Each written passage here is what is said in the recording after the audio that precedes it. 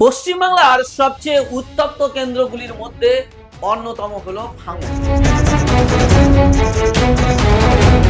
এখানে ভোট মানে শুধু ভোট নয়, এখানে ভোট মানে শক্তির লড়াই, দখলের লড়াই, আধিপত্যের লড়াই। আর সেই ভাঙড়েই এবার 2026 বিধানসভা নির্বাচনের আগে তৈরি হয়েছে এক রাজনৈতিক দ্বন্দ্ব। একদিকে বর্তমান বিধায়ক নওশাদ সিদ্দিকী, অন্যদিকে তৃণমূলের প্রভাবশালী নেতা শওকত মোল্লা। প্রশ্ন একটাই, ভাঙড়ে শেষ কথা কে বলবে? যারা আমাদেরকে ভালোবাসেন, আমাদের খবরগুলো আরো বেশি মানুষের কাছে পৌঁছে দেওয়ার জন্য আমাদেরকে আর্থিকভাবে আপনারা সহযোগিতা করুন।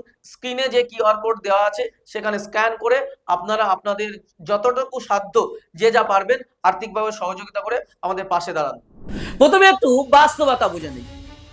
ভাঙড় বিধানসভায় মোট ভোটার 2,87,329টি।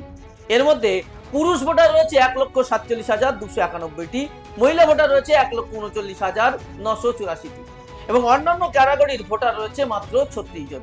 অর্থাৎ এখানে একটা বড় ঘনবসতিপূর্ণ এবং রাজনৈতিকভাবে সংবেদনশীল ভোটার বেশ রয়েছে।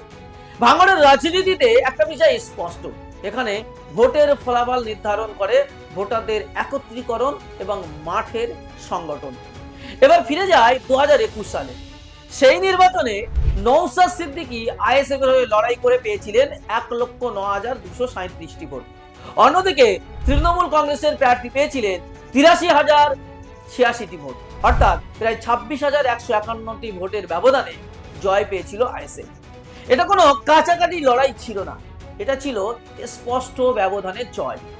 এবার প্রশ্ন, 2026-এ কি সেই ছবি বদলাবে নাকি আরো পরিষ্কার হবে? নওশাদ সিদ্দিকীর সবচেয়ে বড় শক্তি হচ্ছে তার সংগঠন।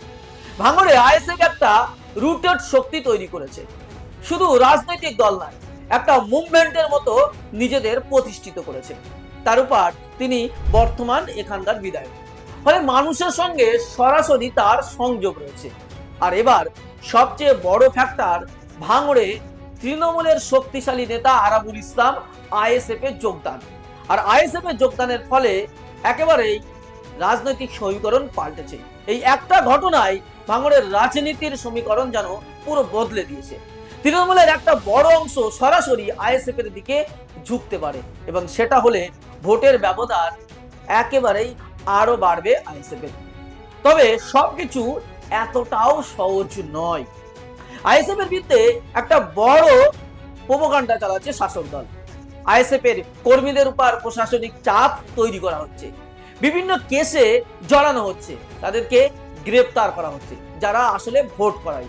যদি এই চাপ ভোটের দিন পর্যন্ত বজায় থাকে তাহলে সেটা মাঠের লড়াইয়ে কিন্তু ব্যাপক প্রভাব ফেলবে। অন্যদিকে তৃণমূল কংগ্রেসের দিকে তাকালে দেখা যায় তাদের সবচেয়ে বড় শক্তি হচ্ছে প্রশাসনিক সমর্থন এবং অর্থনৈতিক বল। 2024 লোকসভা নির্বাচনে ভাঙড় থেকে তৃণমূল কিন্তু লিড পেয়েছিল, সেটাও তাদের আত্মবিশ্বাস বাড়িয়েছে। কিন্তু বাস্তব সমস্যাটা অন্য জায়গায়। ভাঙড়ের তৃণমূলের সংগঠন একেবারেই দুর্বল, লোকাল লিডারশিপে ফাঁক রয়েছে। আর তার উপর শওকত মোল্লা এই এলাকার লোক নন, তিনি ক্যানিং পূর্ব থেকে এখানে আসছেন। ফলে একটা আউটসাইডার ইমেজ তৈরি হচ্ছে যা ভোটারদের উপর প্রভাব ফেলতে পারে। পাশাপাশি আরাবুল ইসলাম আইএসএফ এ চলে যাওয়ার সেই যে তৃণমূলের সংগঠন ছিল সেটা কিন্তু আরো দুর্বল হয়ে পড়েছে। সবকিছু মিলিয়ে ভাঙড়ের লড়াইটা এখন দাঁড়িয়েছে খুব স্পষ্টভাবে, একদিকে মাটির সংগঠন, অন্যদিকে শাসকের কাছে প্রশাসনিক শক্তি। একদিকে নওশাদ সিদ্দিকীর তার কানেকশন রয়েছে মানুষের মধ্যে, অন্যকে তৃণমূলের ক্ষমতার বল। এখন প্রশ্ন হলো ফলাফল কোন দিকে যাবে? বর্তমান পরিস্থিতি বিশ্লেষণ করলে দেখা যাচ্ছে আইএসএফ এখানে অনেকটাই এগিয়ে রয়েছে। আগের ফলাফল, সংগঠন, নতুন রাজনৈতিক সমীকরণ সব মিলিয়ে আইএসএফ এর জয়ের সম্ভাবনা সবচেয়ে বেশি। বলা যেতে পারে শুধু জয় নয়, গতবারের তুলনায় এবার ব্যবধান বাড়তে পারে, আবার কিছু ক্ষেত্রে কমতেও পারে। সবটাই নির্ভর করবে ভোটের দিনের পরিস্থিতির উপর। তৃণমূলের কাছে এই লড়াই এখন জেতার লড়াই না, বরং তৃণমূলের কাছে যেন মনে হচ্ছে ব্যবধান কতটা কমানো যায়।